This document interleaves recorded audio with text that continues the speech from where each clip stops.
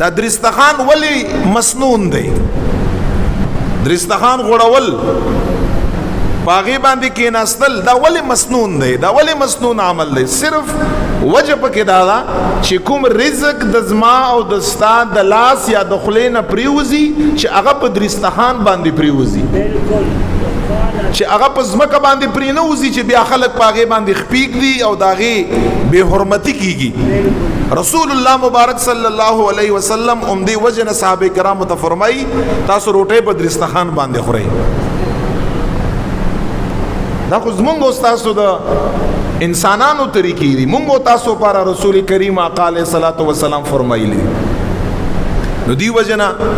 نن دا خبرې واورئ او الله د رضا لپاره دا په خپل عمل کې راولئ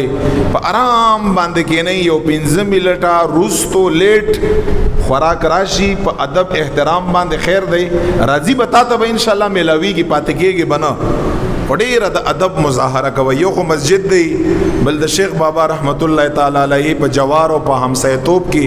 مونږ او تاسو ناست یو د یو ولی کامل دربار دی د هغې د آدابو خیال ساتل پکار دی ګورې صاحبانو ټولو نه اول سورت توبې یو آیات دی او د سورت توبې دا آیات د مسجدونو چې هغه ته خدای پاک جل جلاله کورم ویل کیږي مسجد ته او دا کور ورته ځکه ویل کیږي دا سینه نه چې الله جل جلاله مکان ته ضرورت دی آبادی ته ضرورت دی الله تعالی مکان نه پاک دی منزه دی اگر څه مکان وغیرہ ته ضرورت نشتا خو چې دا مسجد نسبت بیام الله تکیږي او بیت الله ورته ویل کیږي د الله کور ورته ویل کیږي په دې کې دغه مسجد د عظمت او د فضیلت طرف ته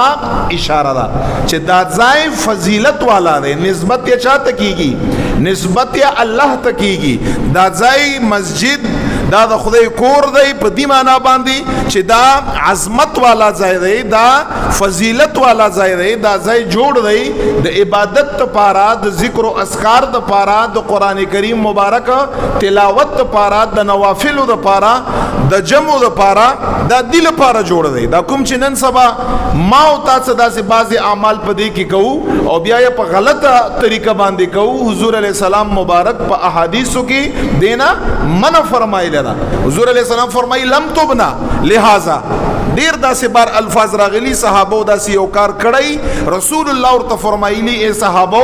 تاسو بیا داسې کار په مسجد کې مکوئ ولی لم تبنا لہذا مسجد دې لپاره نه دی جوړ بلکې مسجد دې لپاره جوړ دی چې په هغې کې د قرآن کریم تلاوت ذکر الله او په هغې کې مونځ د الہ العالمین عبادت وشي